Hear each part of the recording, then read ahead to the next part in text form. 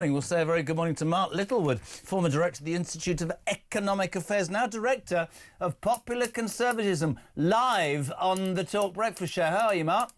I'm very well. Just about managing in socialist Britain, Jeremy. Just about getting by. Good to be with you. Well, to be honest with you, I'm not sure why we're working. Why? I was away last week, and I keep repeating this, Mark. Right? The message from this government, which I think is so dangerous, whatever your political persuasion, is that going to work, grafting for your family, paying your tax, not breaking the law, even if you're not getting any benefits in terms of, I'm talking not benefits, you don't go on holiday, you don't go out, but you're just doing the right thing. Sod that. It's much better to do nothing and shell out kids. I think it is such a dangerous message that this budget has spent. And today, Starmer's going to come out and defend her. She has to go, doesn't she, Rachel Reeves? Yes, I would have thought so, Jeremy, for a multitude of reasons. And you say it's a dangerous message. Well, I completely agree with you, but it's also a message that is getting across, right? More millionaires are leaving Britain than any country in the world other than China. And if we were to look at the latest net immigration statistics, it looks like the numbers are down, but that's because so many bright young people are leaving.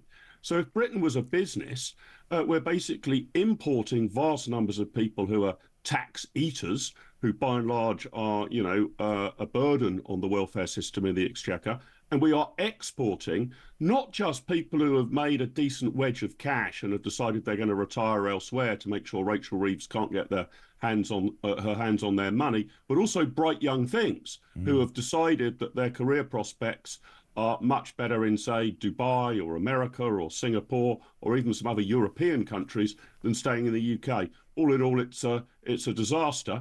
So it's not just the overall competence of the economic policy. I mean, we were told they would be laser focused on growth. Well, we're heading in exactly the opposite direction. I do think that Rachel Reeves, to put it at its mildest, has been economical with the truth. Very good. That's a very, very serious charge indeed, because what the Chancellor says has enormous implications for how markets move. And if you're not telling the unalloyed truth, you are manipulating those markets. Pretty disgraceful state of affairs, really. Interesting. Nigel Farage is on in an hour, says that Reeves must face a sleaze probe in the House of Commons. Alex Burkhardt, the shadow Chancellor of the Duchy of Lancaster, was just on, says the Tories have written to the FCA, the regulatory body, today, saying, do you know what, actually, if this was a business, this woman would be dragged to explain her situation. We've got ministers front of the Times literally now briefing newspapers saying that they were lied to. Everybody's taking a position, and yet Starmer, the most incompetent Prime Minister, it says, ever, is going to come out this morning and defend her.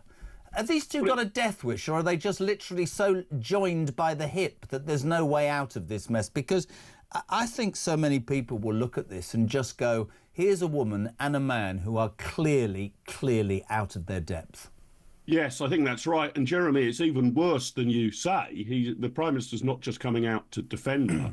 He's coming out to give a message which was the exact opposite of what last week's budget delivered.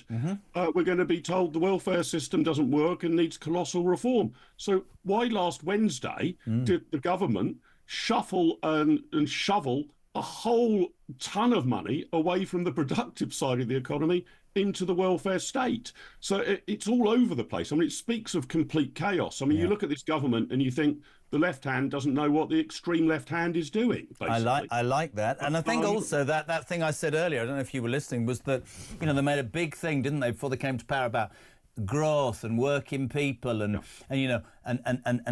doing the right thing and putting the country before party. There is no doubt that budget, there is no doubt today's announcement about increasing or decreasing the welfare spend as against last week is nothing more than shoring up their position, I would suggest, amongst their own backbench MPs. So we've now got a Prime Minister and Chancellor who are hamstrung and are at the ordering, if you like, of the left-wing mob. That's the reality of where we're at, isn't it?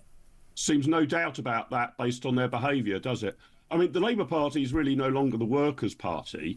It is the party of people who are benefits claimants and in the public sector. That's where they've got to. Yeah. And so they are indulging that client vote, if you like, desperately trying to cling on to some sort of level of support as their opinion poll ratings tank. And as they say, if you rob Peter to pay Paul, you can be guaranteed of Paul's vote. Well, that seems to be more or less what they're doing, really. And this laser focused on growth stuff has turned out to be a complete and utter nonsense. If you want to get growth into the economy, there's a pretty straightforward, tried and tested way of doing it. You try and get government spending under control, not up.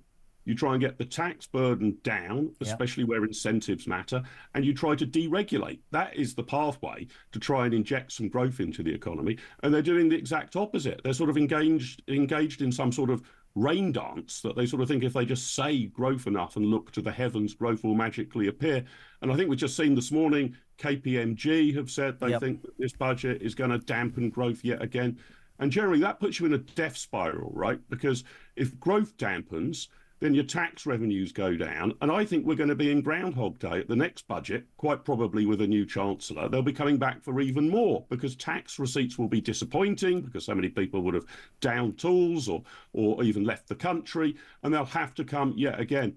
And you were mentioning earlier, Jeremy, that the total amount they put up tax by, 66 billion. Well, that just sounds like a huge number, but let's put that into some sort of context. That is on average £2,300 for each and every household. Which is exactly what Rishi Sunak said in that clip that's resurfaced. Not that I was a Rishi Sunak fan in the end, but he said it. And I remember saying during the election campaign, Mark, that if you go back in history, you will find out when push comes to shove that the Labour Party only ever do one thing, which is spend more put more out than they bring in.